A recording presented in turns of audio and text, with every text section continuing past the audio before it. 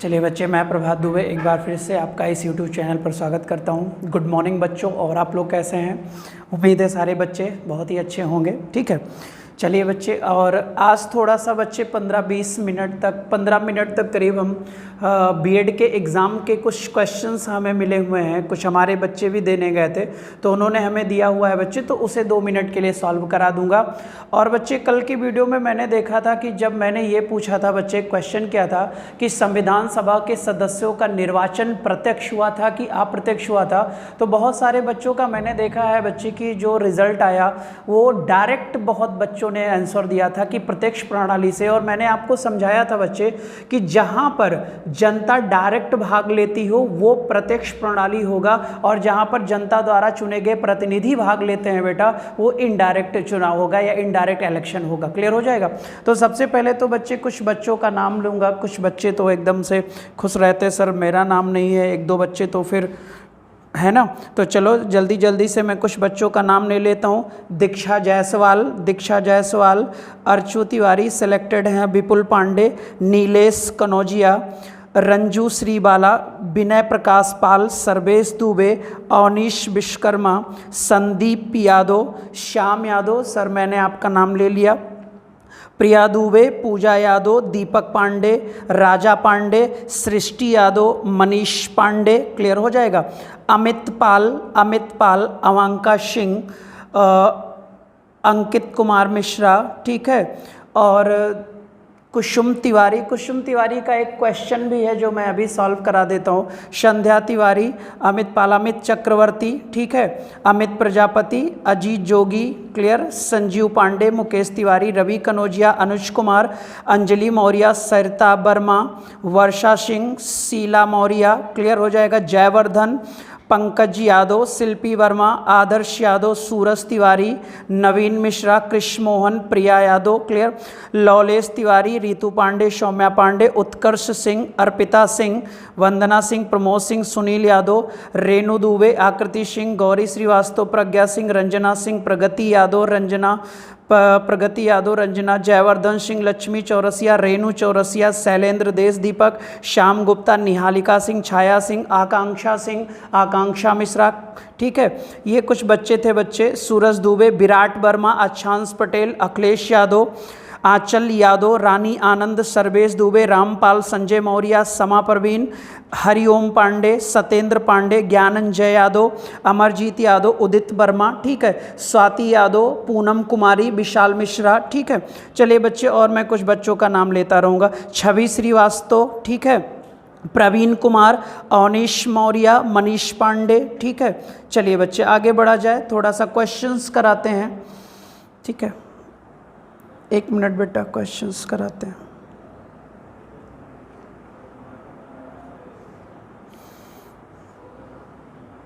चलिए, कुछ क्वेश्चंस आए हैं हमारे पास बच्चों, पहले 5-10 मिनट तक डिस्कस कर लेते हैं। और आप लोग भी थोड़ा की पैड पर ही अपने बच्चे उंगली को रखो, और जैसे मैं कोई क्वेश्चन पूछूं आप आंसर जरूर दीजिए, ठीक है। और करीब जितने भी अभी तक 7-8 वीडियो बच्चे 10 वीडियो के करीब बनी है, इसमें से करीब आपके 4-5 क्वेश्चन आ गए बीएड में। तो इसीलिए बच्चे मैंने कहा था कि कॉन्स्टिट्यूशनल डेवलपमेंट का अगर आपका पोर्शन तैयार है बच्चे, तो किसी भी एग्ज़ाम में यहाँ से आपके 4-5 क्वेश्चन आपका डन हो जाएगा सर, तैयार हो जाएगा। इसीलिए बच्चे, जो बच्चे पूरी वीडियो नहीं देखे हैं, प्रीवियस वीडियो को बच्चे देखते रहिए और नोट डाउन कहीं करते जाइए सर। क्लियर हो जाएगा? अभी मैं क्वेश्चन सॉल्व कराने जा रहा हूँ सर, देखिए कि यहाँ से क्वेश्चन आए कि नहीं आए, बताया गया कि नहीं बताया गया। तो चलो आओ, पहला क्वेश्चन आया था बच्चे, ठीक है। कुछ कन्फ्यूज़न वाले भी क्वेश्चन है बच्चे, तो इसको आप लोग समझते रहिएगा। पहला क्वेश्चन बच्चे ध्यान से देखिएगा, रिवीजन होगा। मैंने आपको रेगुलेटिंग एक्ट पढ़ाया था, और मैंने रेगुलेटिंग एक्ट में बच्चे आपको बताया था कि ये आया था भारत देश में कब? 1773 में आया था। और रेगुलेटिंग एक्ट में मैंने कई सारे पॉइंट्स बताए थे। एक तो सुप्रीम कोर्ट की स्थापना की गई थी रेगुलेटिंग एक्ट के तहत 1774 में, और ये कहाँ की गई थी? कलकत्ता की गई थी। और कुल कितने सदस्य थे? 4 थे, जिसमें मुख्य न्यायाधीश था एलिजाह इप्पे, और अन्य 3 और जस्टिस थे बेटा। क्लियर हो जाएगा?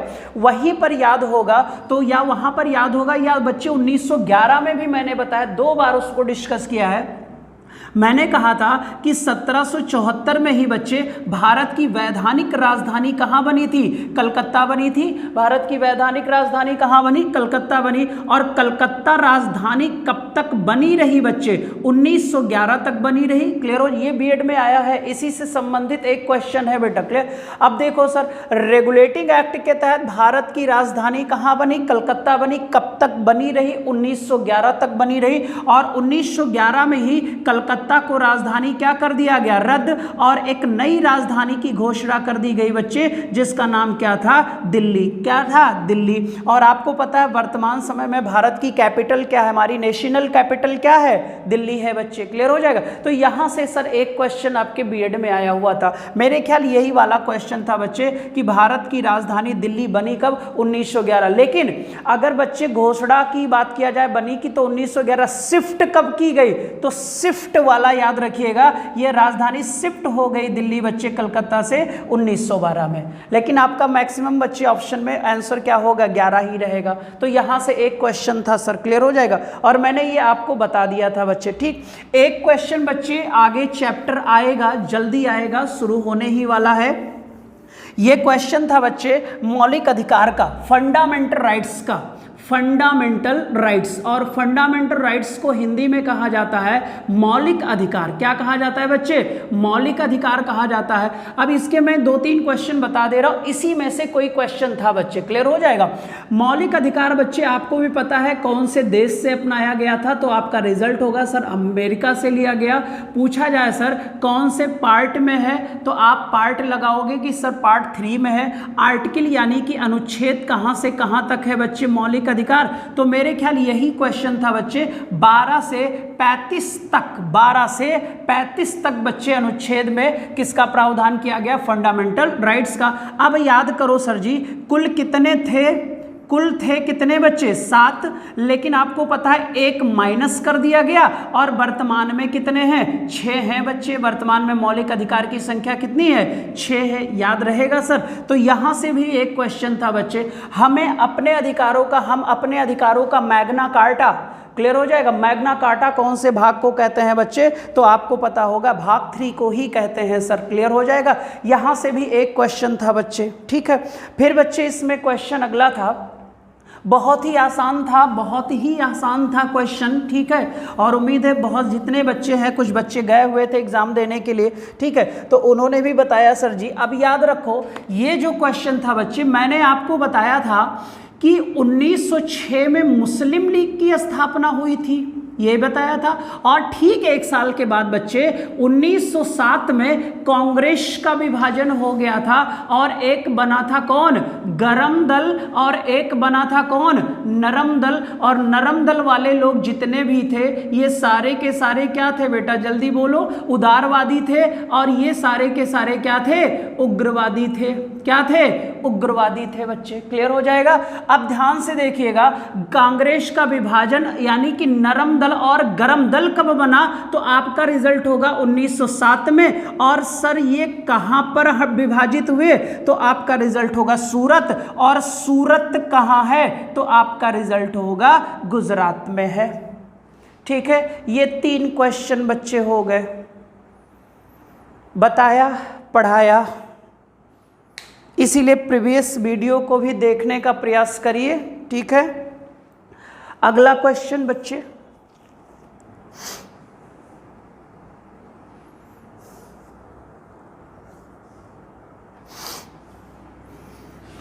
तीन क्वेश्चन आपका हो गया। चौथा क्वेश्चन देखिएगा। अब यहां पर मैं 3 पॉइंट्स बता देता हूं बच्चे, इन तीनों में से एक कोई क्वेश्चन था। ठीक है, बच्चा कंफ्यूज था, दिया तो था।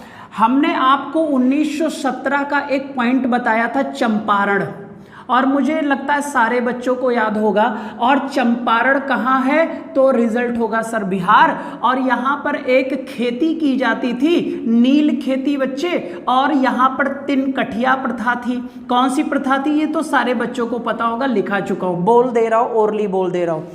बच्चे 1917 में महात्मा गांधी चंपारण सत्याग्रह किया था इन्होंने, और 25% टैक्स को कम कराने में सफल हो गए थे।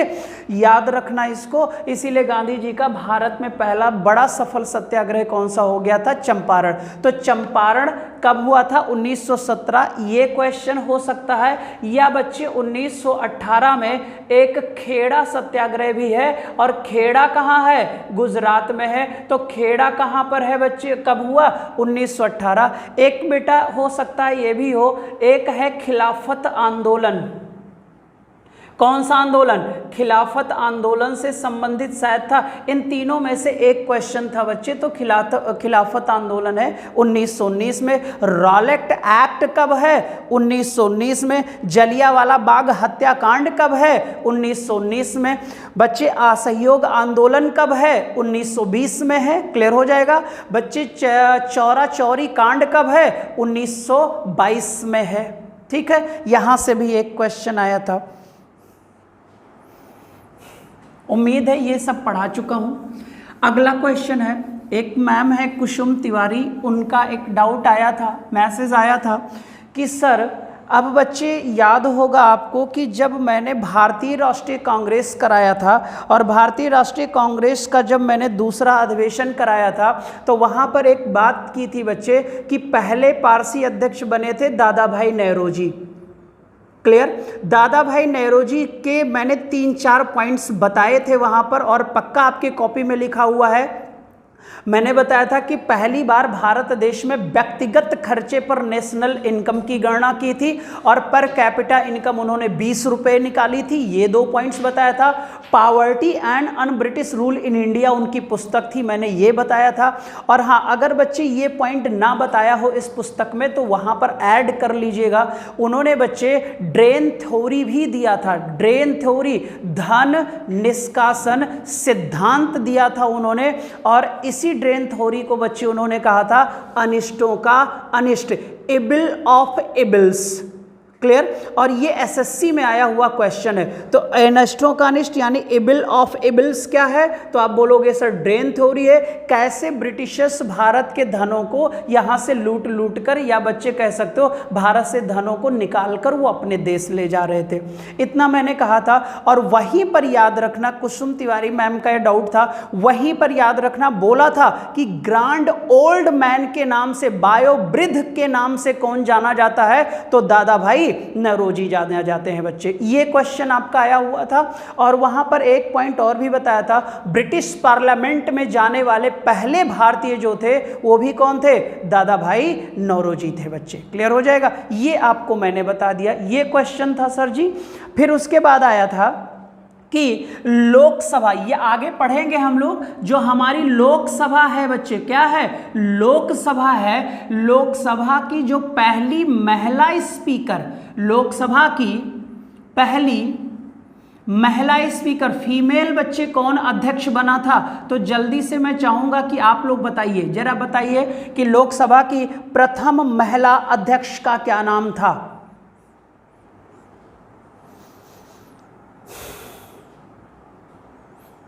जल्दी करिए।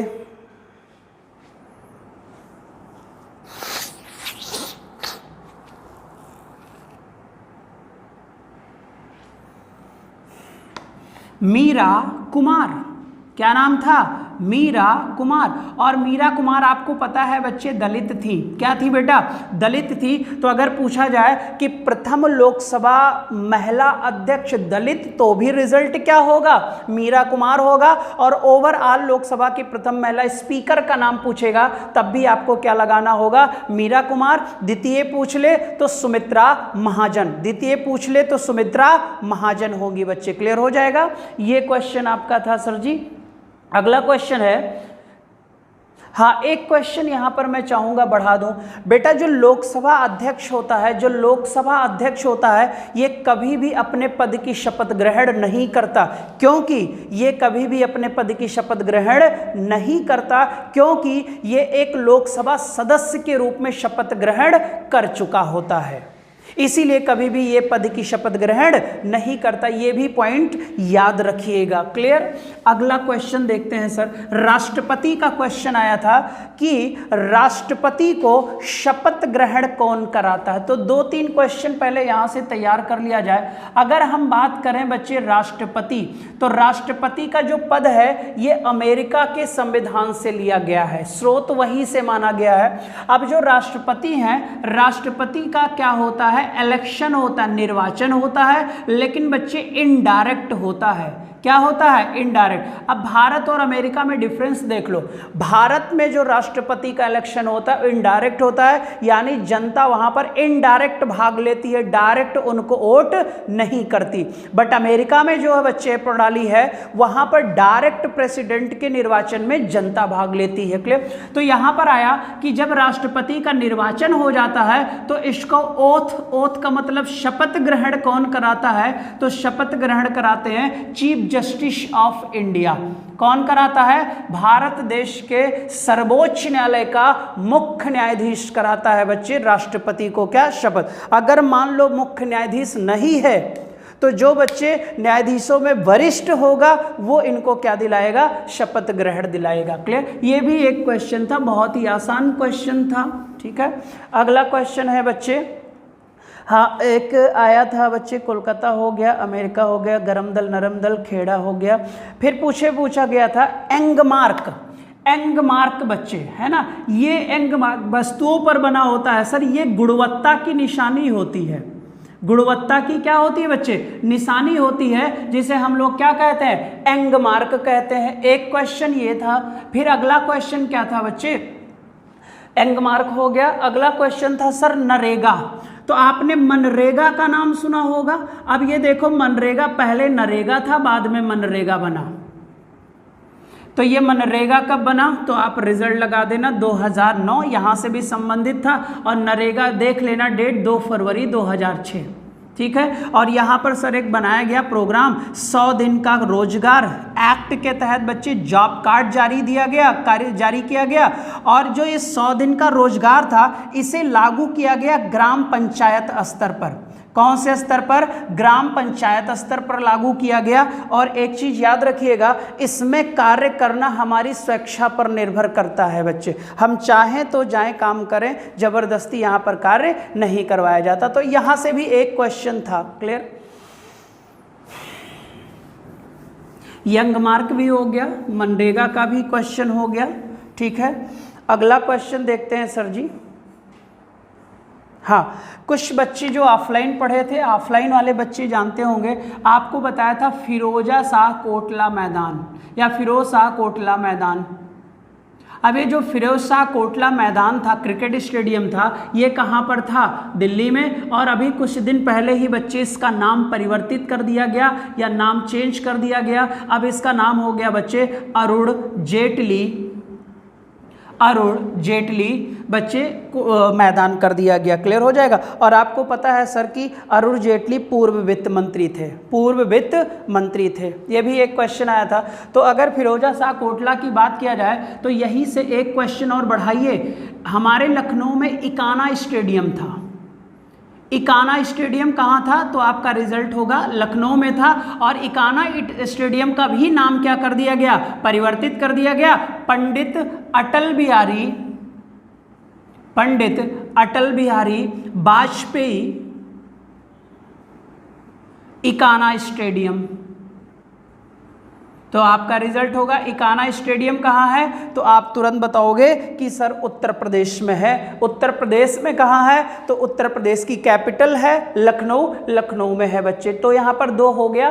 फिरोजा शाह कोटला मैदान का नया नाम अरुण जेटली, और बच्चे इकाना स्टेडियम का नया नाम पंडित अटल बिहारी वाजपेयी, भारत रत्न है सर ये। ठीक है। एक क्वेश्चन ये हो गया आपका। अगला क्वेश्चन होगा सर्व शिक्षा अभियान। सर्व शिक्षा अभियान से भी एक क्वेश्चन था, और सर्व शिक्षा अभियान जो है ये सर्व शिक्षा अभियान 2001 में इसकी शुरुआत की गई थी। इसके तहत बच्चे समस्त बच्चों को स्कूल भेजना था, इसीलिए 2002 में बच्चे संविधान में संशोधन किया गया और ध्यान से देखिएगा 14 वर्ष तक के बच्चों को निःशुल्क शिक्षा अनिवार्य कर दी गई। ठीक है, और ये लागू 2010 वर्ष के करीब हुआ। ठीक, एक क्वेश्चन ये भी था आपका। अगला क्वेश्चन है कि बच्चे जब मोदी जी यानी प्रधानमंत्री नरेंद्र दामोदर दास मोदी जी ने पहली बार शपथ ग्रहण की थी, तो ये डेट देख लेना 26 मई 2014। पीएम बने थे नरेंद्र दामोदर दास मोदी। हॉनेबल होते हैं बच्चे हमारे सारे के सारे प्रतिनिधि, तो माननीय होते हैं। ठीक है, एक क्वेश्चन ये भी था। दूसरा क्वेश्चन था बच्चे माई कंट्री माई लाइफ, ये बुक का नाम लिखिए कहीं पर जल्दी से। माई कंट्री माई लाइफ,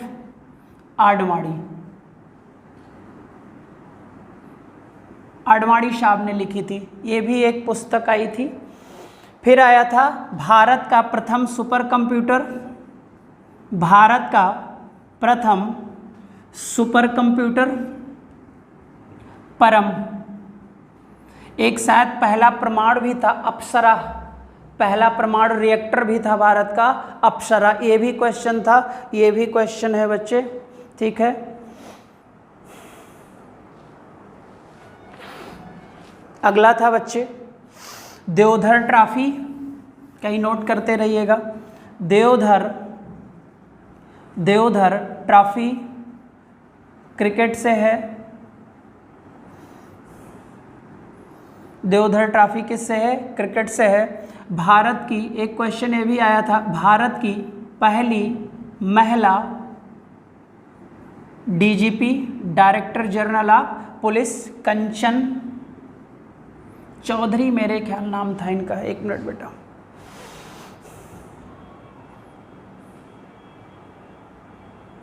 हाँ कंचन चौधरी ही थी, कंचन चौधरी, ये भी क्वेश्चन आया था। ठीक है, एक आया था बच्चे प्रकाश वर्ष का मात्रक क्या होता है, जल्दी से बताओ, जा रहे आप लोग बताओ जल्दी से, प्रकाश वर्ष की यूनिट क्या होती है?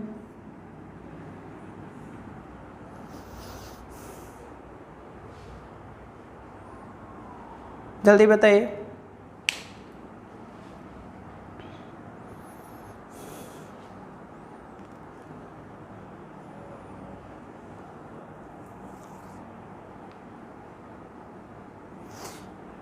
प्रकाश या बच्चे ये शायद उल्टा है, प्रकाश वर्ष यूनिट है किसकी, ये शायद था, तो आपको भी पता है ये दूरी का होगा।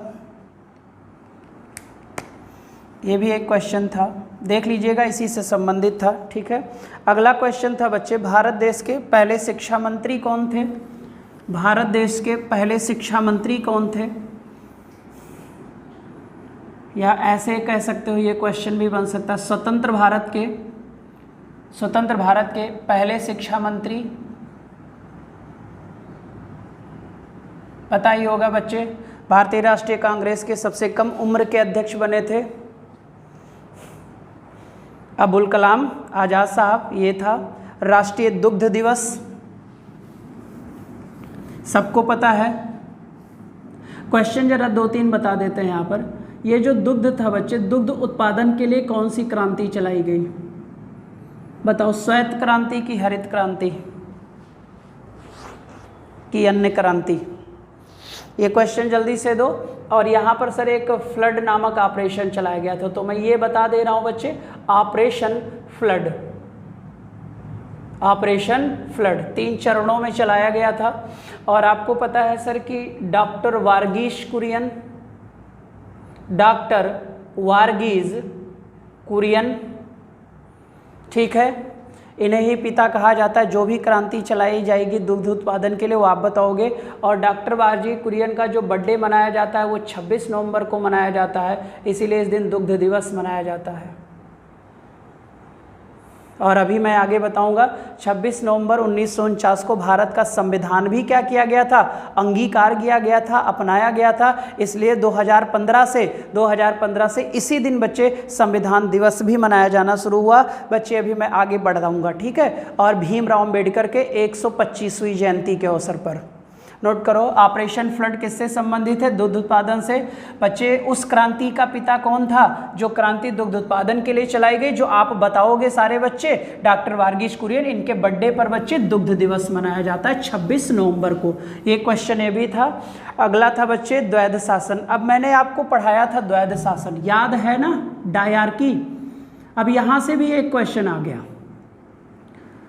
डायरकी। मैंने कहा था कि इसका जो जन्मदाता था, एक बार फिर से जल्दी से बात कर लें, लियोनिल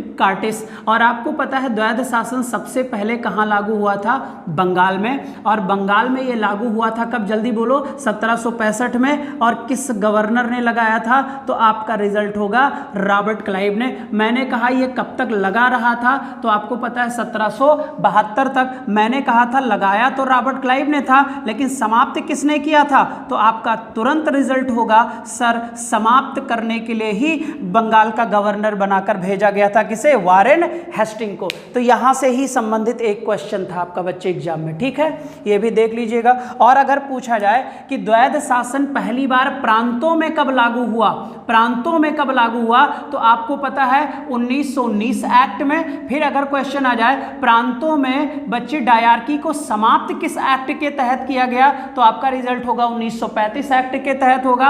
और यह भी कह दिया जाए कि अब प्रांतों में समाप्त हुआ तो लागू कहां हुआ, तो आपका तुरंत रिजल्ट होगा कि सर केंद्र में लागू हो गया। और रिजल्ट कौन सा होगा, 1935 होगा, ठीक है। और मैंने कहा था द्वैध शासन में बच्चे दो सिस्टम बनाए गए थे, एक तो ब्रिटिश सरकार को कर देना था और एक लोकल गवर्नमेंट को टैक्स पे करना था, डुअल गवर्नेंस कहते थे इसको। यह भी क्वेश्चन यहां से एक था, जल्दी जल्दी देख लीजिए, ये सब आपको बता दिया था। अकबर का नाम सुना होगा, अकबर से संबंधित एक क्वेश्चन था कि रहीम किसके कार्यकाल में थे, तो आपका रिजल्ट होगा मुगल सम्राट अकबर के कार्यकाल में थे। सबसे लंबे समय तक मुगल सम्राट अकबर ने शासन किया था भारत पर, 1556 से लेकर 1605 तक, 1556 से लेकर 1605 तक। और मैंने आपको फर्स्ट वीडियो में ही बताया था या सेकंड वीडियो में कि जब ब्रिटिश ईस्ट इंडिया कंपनी की स्थापना हुई थी, लंदन में हुई थी बच्चे, एडवेंचर ग्रुप जो था वो बदला हुआ नाम था, ठीक है। और बच्चे वहां पर मुगल सम्राट कौन था, अकबर। लेकिन बच्चे जब इंडिया आई कंपनी तो मुगल सम्राट था जहांगीर। क्लियर, ये भी एक क्वेश्चन था आपका, खत्म हुआ। 2-3 क्वेश्चन और है, और किसी के पास क्वेश्चन होगा तो जरूर भेजिएगा, ठीक है।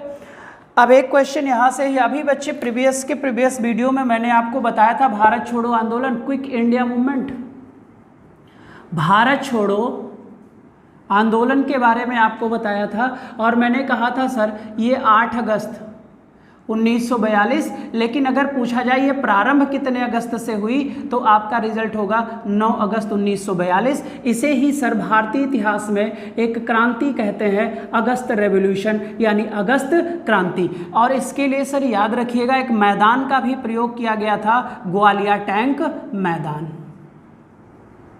और ग्वालियर टैंक मैदान कहाँ है, बम्बई में है। ये मैं सब बता चुका हूँ, आपको पढ़ा चुका हूँ। तो यहाँ से भी एक क्वेश्चन आपका तैयार हो जाएगा, निकल आएगा बेटा, ठीक है। अब देख रहे हो सर 5-6 क्वेश्चन हो गए कॉन्स्टिट्यूशनल डेवलपमेंट से। इसीलिए कहते हैं सर बहुत ही इंपॉर्टेंट ये होता है, और इसे आप मेंटेन करिए सर, ठीक है। अगला क्वेश्चन देख लेते हैं जल्दी से। हाँ, ये भी क्वेश्चन था, ध्यान से देखिएगा। आपको भी पता है भारत देश में 2 सदन है, एक लोकसभा और एक राज्यसभा। राज्यसभा में नॉमिनेट मेंबरों की संख्या जो है, यानी मनोनीत होते हैं बच्चे, कितने सदस्य, 12 सदस्य मनोनीत होते हैं। और इनको मनोनीत कौन करता है, तो आपका रिजल्ट होगा सर इनको मनोनीत राष्ट्रपति करता है, जो बच्चे विज्ञान से, कला से, साहित्य से, सामाजिक क्षेत्रों से संबंधित रहते हैं। तो कितने लोगों को, 12 लोगों को। अब ध्यान से देखिएगा लोकसभा में भी कितने मनोनीत होते हैं, 2 होते थे बच्चे, और ये दोनों के दोनों होते थे एंग्लो इंडियन। कौन से इंडियन होते हैं? और मैंने कहा था अभी बच्चे जनवरी फरवरी में ही बच्चे क्या कहते हैं, मेरे ख्याल जनवरी में ही संविधान संशोधन के तहत एंग्लो इंडियन जो 2 संख्या थी इनको क्या कर दिया गया, समाप्त कर दिया गया है बच्चे। अभी अगले 10 सालों तक एंग्लो इंडियन सदस्यों की संख्या हमारी लोकसभा में नहीं होगी।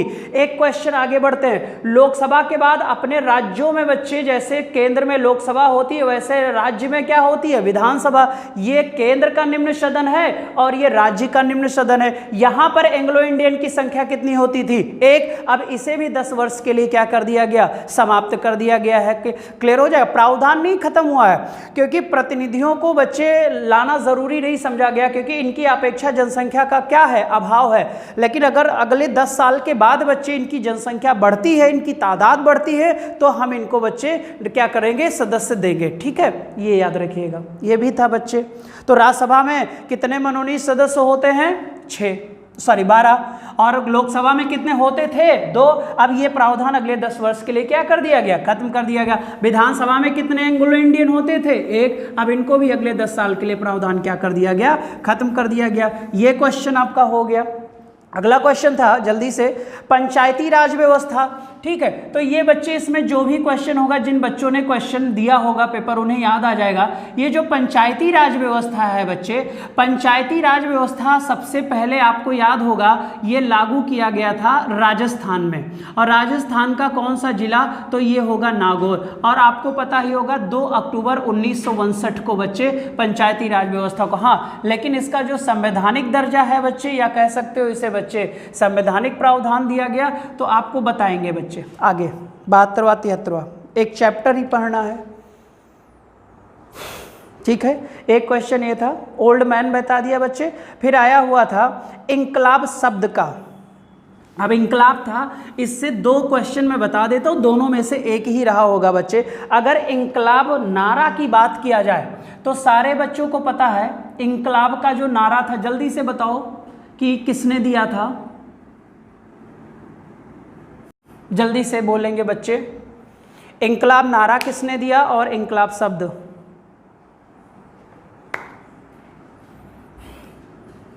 शब्द दिया था हसरत मोहिनी ने और नारा दिया था भगत सिंह ने। इन दोनों में से ये एक क्वेश्चन था, ये भी आपका हो गया।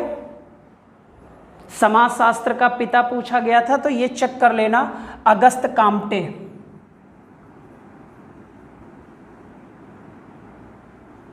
अगस्त काम्टे समाजशास्त्र का पिता शायद कहते हैं बच्चे, इसी को देख लीजिएगा।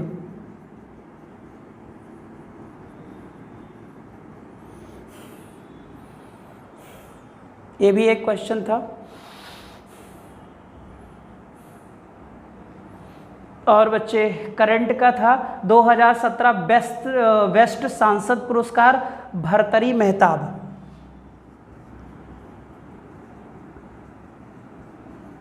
Best MP award Bhartruhari Mahtab, ये राज्यसभा मेंबर थे।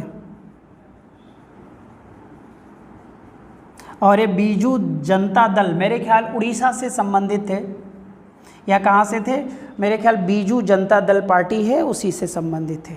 ये कुछ बच्चे 15-20 15-16 क्वेश्चन थे जो आपके बीएड एग्ज़ाम में आए थे। ठीक है, इतने ही थे। और अगर किसी बच्चे को और क्वेश्चन मिलेगा तो आप ज़रूर पूछ दीजिएगा। हाँ बच्चे, एक बच्चे ने किया था कि मैसेज, सुनील यादव सर ने किया था।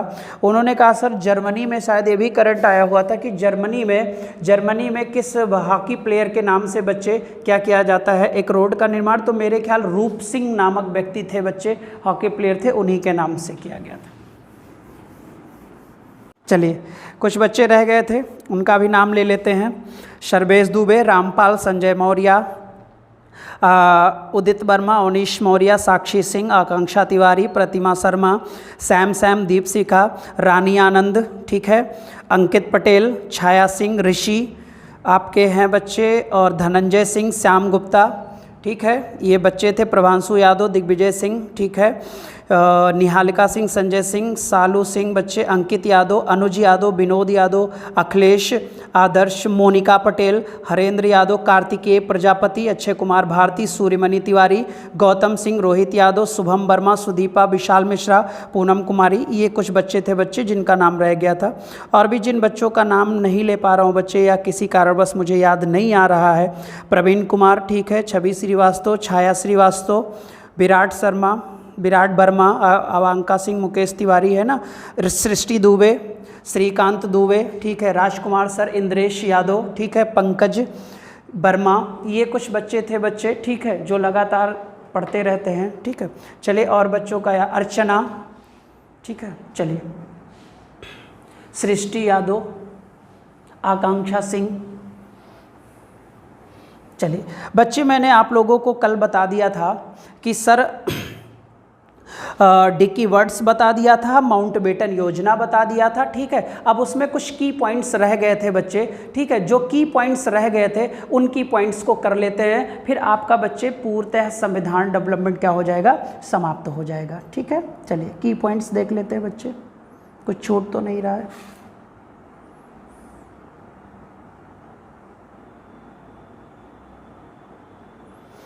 चलिए, मैंने आपको स्वतंत्रता अधिनियम भी बता दिया था बेटा, ठीक है। और स्वतंत्रता अधिनियम बच्चे आपको भी पता है ब्रिटिश पार्लियामेंट में 4 जुलाई को पेश हुआ था और 18 जुलाई को ये क्या हो गया, पास हो गया। फिर बच्चे इसे 15 अगस्त 1947 को भारत को 2 भागों में विभाजित कर दिया गया। कौन से योजना के तहत, तो रिजल्ट होगा सर माउंटबेटन योजना के तहत। फिर हमने कहा कि संविधान सभा किस योजना के तहत डिवाइड हो गई, तो आप बताओगे डिकी बर्ड प्लान के तहत। क्लियर हो जाएगा। अब ध्यान से देखिएगा बच्चे, जब सारे लोग अलग अलग कर दिए गए तो 15 अगस्त के बाद मैंने कहा था कि 29 अगस्त 1947 को बच्चे प्रारूप समिति का भी गठन कर दिया गया, यानी ड्राफ्टिंग कमेटी बनी और जिसके अध्यक्ष बने डॉक्टर भीमराव अंबेडकर। क्लियर हो जाएगा। यहां तक मेरे ख्याल से टॉपिक हो गया था। अब ध्यान से सुनना थोड़ी देर के लिए, ध्यान से 1 मिनट सुन लेना बच्चे, 2-3 पॉइंट्स इसमें रह गया है। अब जब बच्चे ध्यान से देखिएगा, संविधान सभा अलग हो गई तो अब यहां से संविधान सभा का जो कार्य होगा, जो संविधान सभा का कार्य होगा, अब यहां से इसके कार्यों की संख्या 2 हो गई। इसके कार्यों की संख्या कितनी हो गई, 2 हो गई।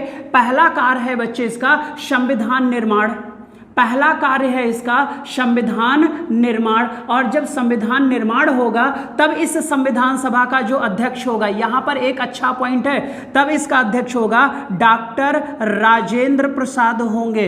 यानी जब यही संविधान सभा संविधान निर्माण का कार्य करेगी, क्वेश्चन को एक्सेप्ट करेगी, 2 क्वेश्चन आएगा।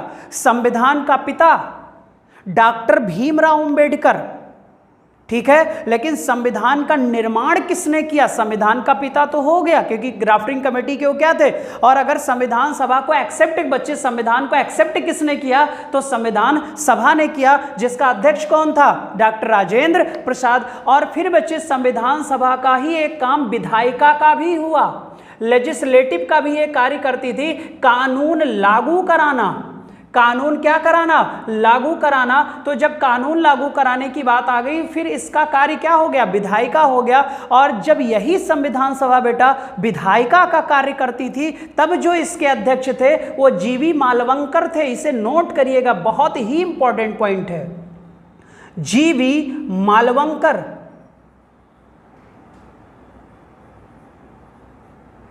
दो पॉइंट हो गया। संविधान सभा जब संविधान निर्माण संबंधी कार्य करती थी, तब इसका अध्यक्ष कौन था? डॉक्टर राजेंद्र प्रसाद थे। जब यही संविधान सभा कानून को लागू करवाती थी बच्चे, लेजिस्लेटिव के रूप में कार्य करती थी, तब इसका नाम क्या होता बच्चे? इसके अध्यक्ष कौन होते थे? जीवी मालवंकर। और यही संविधान सभा बच्चे स्वतंत्रता के बाद एक पार्लियामेंट भी कह सकते हो, एक संसद के रूप में कार्य कर रही थी। क्लियर हो जाएगा। और बच्चे 24 जनवरी 1950 को इसी संविधान सभा को हम समाप्त भी करेंगे और संसदीय प्रणाली की भारत में क्या हो जाएगी? शुरुआत हो जाएगी। और इसी डॉक्टर राजेंद्र प्रसाद को हम भारत का पहला राष्ट्रपति बच्चे चुनेंगे। क्लियर हो जाएगा। और 1952 में आम चुनाव के बाद, क्लियर हो जाएगा, ये पहले बच्चे अप्रत्यक्ष राष्ट्रपति भी बनेंगे। ये नोट करो जल्दी से कहीं पर। अब यहाँ से संविधान सभा, स्वतंत्रता के बाद संविधान सभा के कितने कार्य? 2 कार्य। मैं कहूँ सर कि संविधान सभा जब कानून लागू करवाने के लिए कार्य करती थी तब उसका अध्यक्ष कौन होता था? तो रिजल्ट होगा जीबी मालवंकर होते थे। जब संविधान निर्माण की बात होती थी तो कौन था? डॉक्टर राजेंद्र प्रसाद होते थे। नोट करो जल्दी से।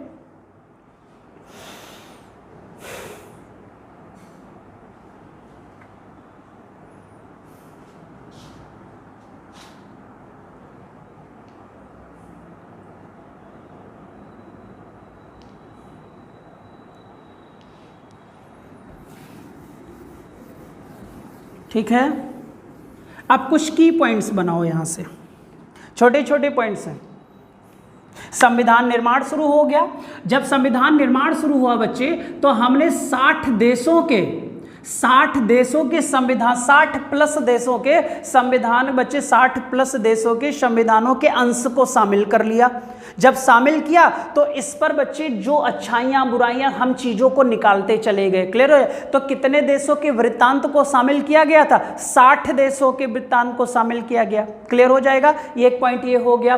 फिर अगर पूछा जाए कि सर अब जब यहाँ से चीज़ों को शामिल किया गया तो पहला प्रारूप किसने बनाकर तैयार किया? तो संविधान का पहला प्रारूप BN राव ने तैयार किया। और BN राव का जो प्रारूप बना बच्चे, उसी पर विचार करने के लिए एक समिति ने कार्य करना शुरू किया, जिसका नाम क्या था? प्रारूप समिति था। अब याद रखो जरा, प्रीवियस में भी जाइए, मैंने नेहरू रिपोर्ट पढ़ाया था और बताया था कि नेहरू रिपोर्ट जो थी वो हमारे संविधान का ब्लूप्रिंट थी। ये तब बनी थी जब वर्कन हेड साहब ने मोतीलाल नेहरू के समक्ष शर्त रखी थी कि आप अपनी राज्य व्यवस्था कैसे चलाओगे, उसके लिए कोई प्रारूप पेश करिए तो बनाए। तो BN राव साहब ने संविधान का पहला प्रारूप तैयार किया और उसी पर विचार करने के लिए बच्चे ड्राफ्टिंग कमेटी का गठन किया गया। अब ड्राफ्टिंग कमेटी ने बच्चे इस पर विचार विमर्श करना सब क्या कर दिया? शुरू कर दिया। सर जी क्लियर हो जाएगा? जब ये सारे काम शुरू हुए तो 3 वाचन आएंगे। कितने वाचन? 3 वाचन। पहला वाचन होगा 4 नवंबर 1948 से 9 नवंबर 1948 तक।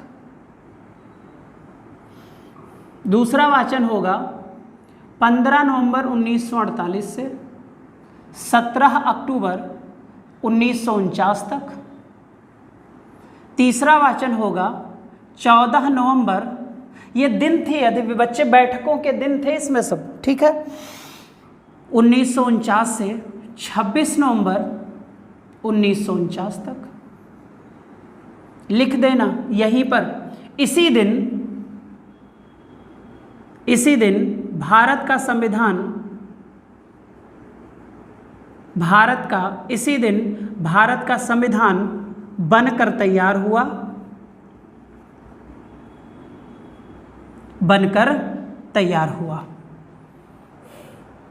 फिर इसी में अगला पॉइंट,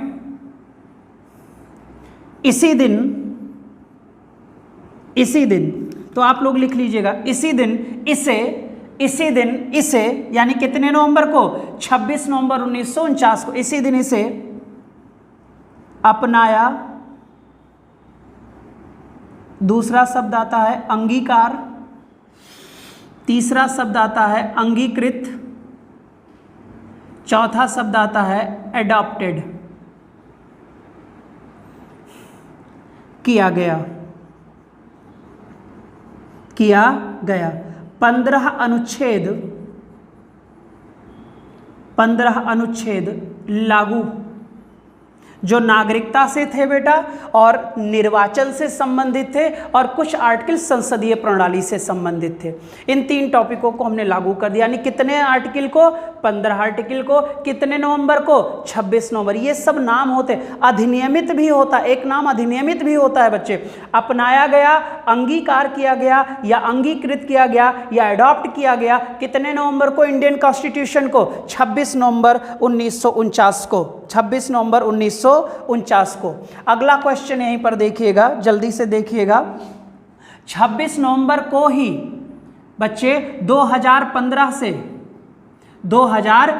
से डॉक्टर भीमराव अंबेडकर डॉक्टर भीमराव अंबेडकर की 125वीं जयंती,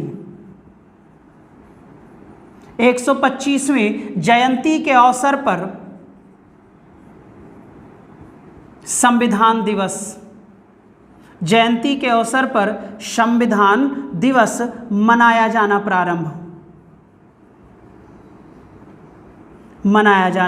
प्रारंभ किया गया। कितने नवंबर को? 26 नवंबर को। कब से संविधान दिवस शुरू हुआ बच्चे? 2015 से। किसके बर्थडे के अवसर पर, या कह सकते हो किसकी जयंती? तो भीमराव अंबेडकर की 125वीं जयंती के अवसर पर बच्चे ये हुआ। तो वाचन कितने हुए? हाँ, यहां पर सर दिन लिख दीजिएगा, 166 दिन। बैठक कितने दिन थी बच्चे? 166, 166। जल्दी नोट कर लो।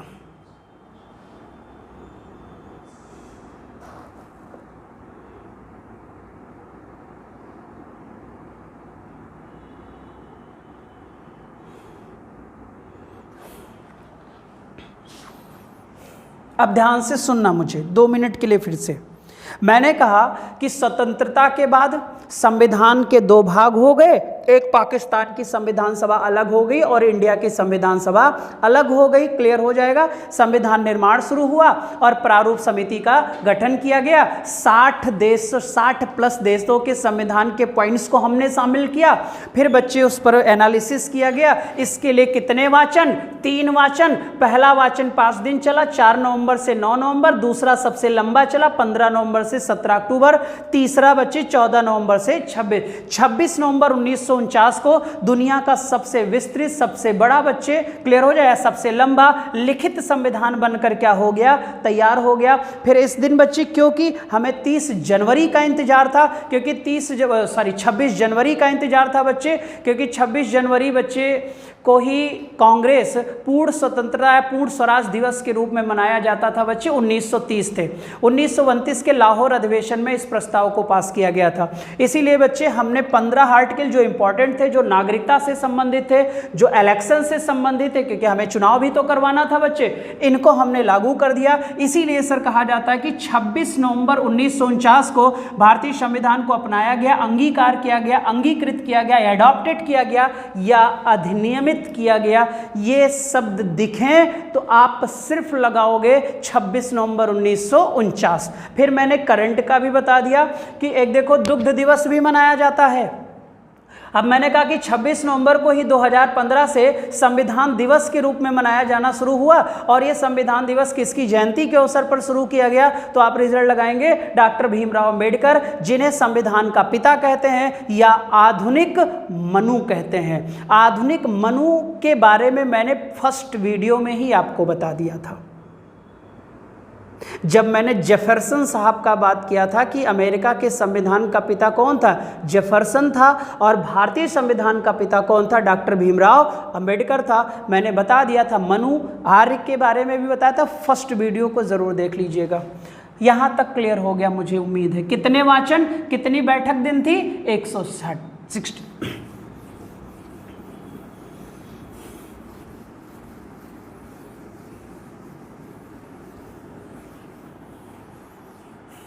अगला पॉइंट, वाचन खत्म हुआ। और इसी में बच्चे वाचन के दौरान कुल कितने अधिवेशन हुए थे? 11 अधिवेशन।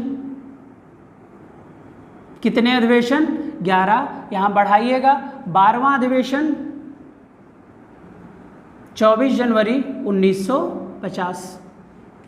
12वां अधिवेशन कब हुआ? 24 जनवरी 1950। ठीक है।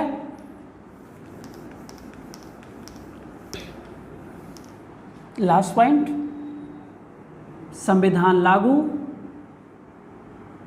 26 जनवरी 1950, क्योंकि 26 जनवरी 1930 को पूर्ण स्वतंत्रता दिवस या पूर्ण स्वराज दिवस हमने मनाना शुरू किया था बच्चे, इसीलिए इस दिन लागू किया गया।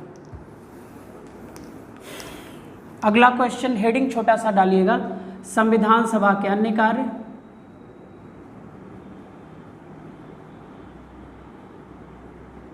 संविधान सभा के अन्य कार्य, हेडिंग डालिएगा संविधान सभा के अन्य कार्य, संविधान सभा के अन्य कार्य।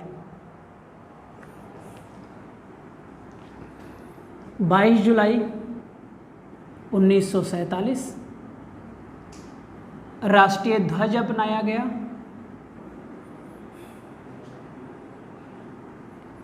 24 जनवरी 1950 को राष्ट्रीय गान, और आपको पता है राष्ट्रीय गान है जन गण मन। कितने सेकंड में गाया जाता है बेटा? 52 सेकंड में इसे गाया जाता है। पहली बार कब गाया गया था राष्ट्रीय गान? अगर पूछ लिया जाए, इसी में बढ़ा देता हूँ कि पहली बार राष्ट्रीय गान कब गाया गया, तो आपको पता होगा 1911 में गाया गया था।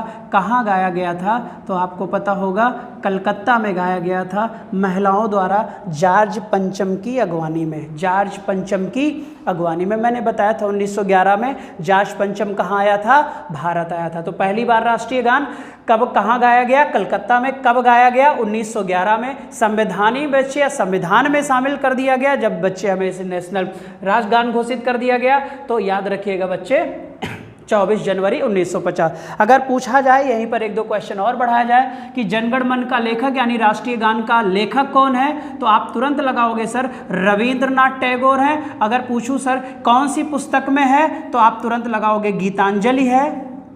कौन है? गीतांजलि है। गीतांजलि इनकी एक क्या थी, तो आप तुरंत लगाओगे सर उपन्यास थी। उपन्यास का मतलब है साहित्य था बच्चे, लिटरेचर था इनका, उपन्यास था। और गीतांजलि में ही बच्चे आमार सोनार बांग्ला, जो बांग्लादेश का राष्ट्रीय गान है, वो भी यहीं पर लिखा था इन्होंने। किसने? रविन्द्रनाथ टैगोर। और ये बच्चे इनको 1913 में नोबेल पुरस्कार मिला था।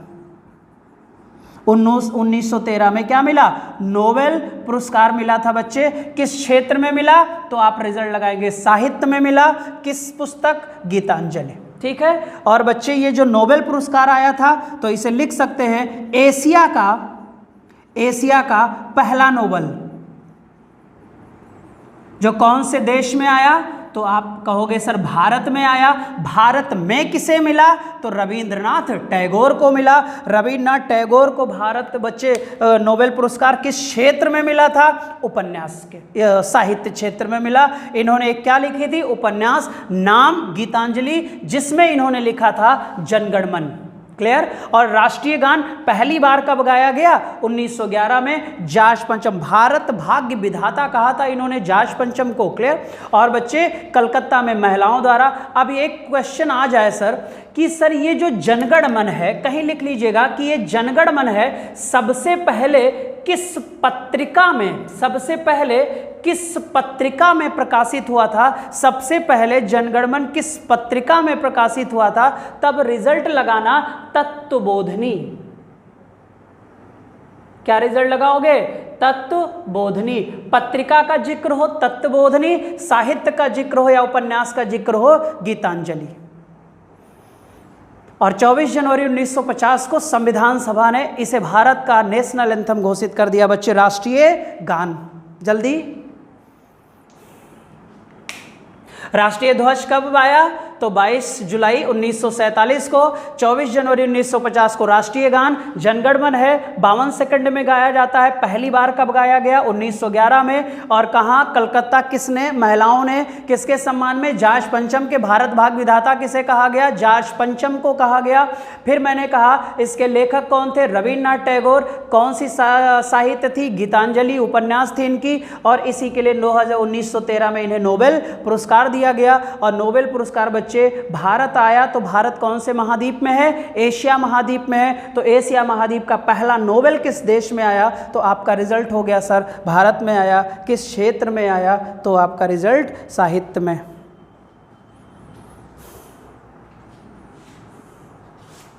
एक दो पॉइंट और है बस।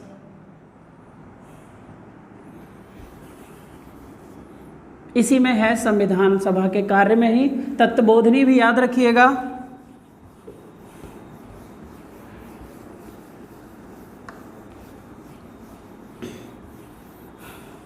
राष्ट्रीय गीत बताओ क्या है भारत का? जल्दी से क्वेश्चन करो। राष्ट्रीय गीत, राष्ट्रीय गीत। 5-6 क्वेश्चन यहां से भी बन जाएंगे। राष्ट्रीय गीत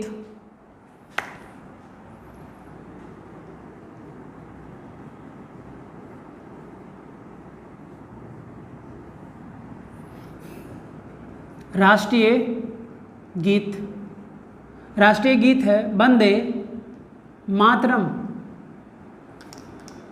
क्या है बच्चे? वंदे मातरम। क्या है? वंदे मातरम। अब ध्यान दीजिएगा, 62 सेकंड से भी ज़्यादा समय में वंदे मातरम को गाया जाता है, ठीक है, और 52 सेकंड में बच्चे जनगणमन। अब वंदे मातरम जो है इसका भी एक क्वेश्चन बढ़ा लेते हैं। लेखक जल्दी बताओ कौन है? वंदे मातरम का लेखक बताओ कौन है?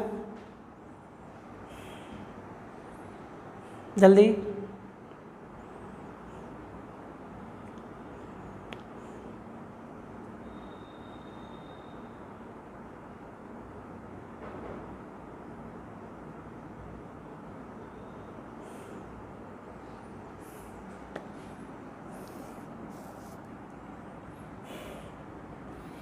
बंकिम चंद्र चटर्जी। इन्होंने भी एक उपन्यास लिखी थी, आनंद मठ। बहुत ही इंपॉर्टेंट पॉइंट है, एसएससी में भी कई बार आया है। आनंद मठ इनकी एक उपन्यास थी, यानी ये साहित्य हो गया। किस भाषा में थी? तो बांग्ला, ठीक है। आनंद मठ में ही इन्होंने बच्चे क्या लिखा था? वंदे मातरम। अब अगला क्वेश्चन होगा, सर अगर पूछा जाए कि वंदे मातरम पहली बार कब गाया गया? पहली बार गाया गया तो आप तुरंत बोलना सर 1896 में गाया गया था, कलकत्ता में।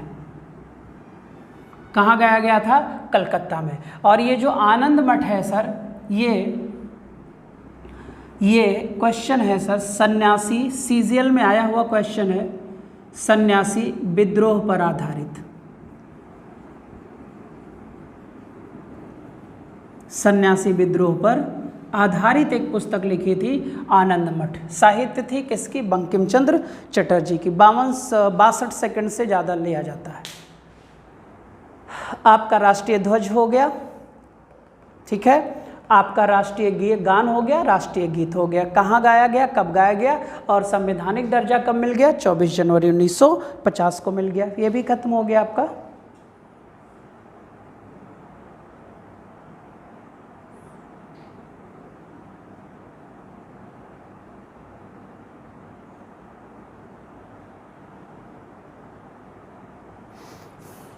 ठीक है, चलो भैया। और 1, 2, 3 ऐसे जान लो सर, 64 लाख रुपए के करीब संविधान निर्माण पर खर्चा हुआ था। 64 लाख के करीब संविधान निर्माण पर खर्चा हुआ था। क्लियर हो जाएगा। और बच्चे 2 साल 11 महीने और 18 दिन, 2 साल 11 महीने और 18 दिन, ठीक है। ये हमारा संविधान सभा भी हो गया, संविधान का निर्माण भी हो गया। मैंने बहुत सारे पॉइंट्स बता दिए बच्चे, ठीक है। अब यहाँ तक का आपका टॉपिक क्या हो गया? खत्म हो गया। अब जो हमारा अगला लेक्चर होगा सर, वो 2 चीज़ें होंगी। सबसे पहले बच्चे याद रखिएगा, क्या कहते हैं, आपका संविधान स्रोत, यानी भारतीय संविधान में जो विभिन्न देशों से चीज़ों को अपनाया गया है, वो इम्पोर्टेंट पॉइंट 5 मिनट लगेगा, मैं नोट करा दूंगा। उसके बाद बच्चे हम लोग इसके ठीक सीधा बात पढ़ेंगे, प्रस्तावना।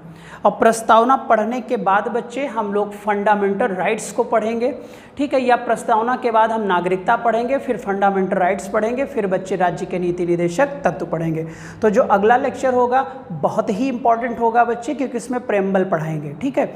और आज के लिए बस इतना ही बच्चे। मैंने शुरू के कुछ क्वेश्चन सॉल्व करा दिए बीएड में, और अगर किसी का क्वेश्चन होगा तो ज़रूर मुझ तक पहुँचा दीजिएगा। और यहाँ तक का आपका टॉपिक क्या होगा? कॉन्स्टिट्यूशनल डेवलपमेंट लगभग बच्चे लगभग क्या 100% लगभग क्या हो गया? फिनिश हो गया बच्चे। क्लियर हो जाएगा। तो अगली वीडियो में बच्चे मिलते हैं, और उम्मीद है आप सारे बच्चे हमारे अच्छे होंगे, ठीक है। जिन बच्चों का नाम नहीं ले पाता हूँ बेटा, तो जान लो उनका भी मैंने नाम ले लिया, ठीक है। सारे बच्चे जितने भी हमारे प्यारे बच्चे, सब लोग ऐसे लगे रहिए, मेहनत से पढ़िए। लॉकडाउन का भी बच्चे भरपूर मजा लीजिए, क्योंकि जो बच्चे लॉकडाउन में बैठकर स्टडी कर रहे हैं वही बच्चे आने वाले कल में पॉजिटिव हो जाएंगे। याद रखिएगा, पॉजिटिव का मतलब है सर आपका ज्ञान अन्य बच्चों की अपेक्षा थोड़ा ज़्यादा होगा, तो आप बच्चे रिजल्ट के बहुत करीब पहुंच जाओगे। इसलिए बच्चे लगातार बने रहे। और जब तक ये फ्री की क्लासेस है, ठीक है, ये करते रहिए। और 4 बजे साइंस की भी क्लास स्टार्ट हो गई है रजनीश सर द्वारा, तो फिर आप उसे भी अटेंड कर सकते हो बच्चे, ठीक है। 11 बजे मैथ की भी क्लास चल रही है। और हाँ सर, थोड़ा सा कोरोना का इफ़ेक्ट है, कोरोना हमारे आसपास भी हो चुका है बच्चे। तो अगर मान लो बीच में 1-2 दिन गैप भी हो जाएगा तो उसके लिए परेशान मत होइएगा बच्चे, क्योंकि कोरोना अब तो पता नहीं है कब कहाँ हो जाए, ठीक है। तो थोड़ा सा कोरोना से भी अपने आप को सेफ रखिए, बाहर मत निकलिए सारे बच्चे, घरों में अभी कुछ दिन और पैक रहिए, क्योंकि अब बच्चे देखिए अपनी सुरक्षा अपने हाथों में है, ठीक है। चलो बच्चे, बस आज के लिए इतना ही। Bye bye, take care, bye bye.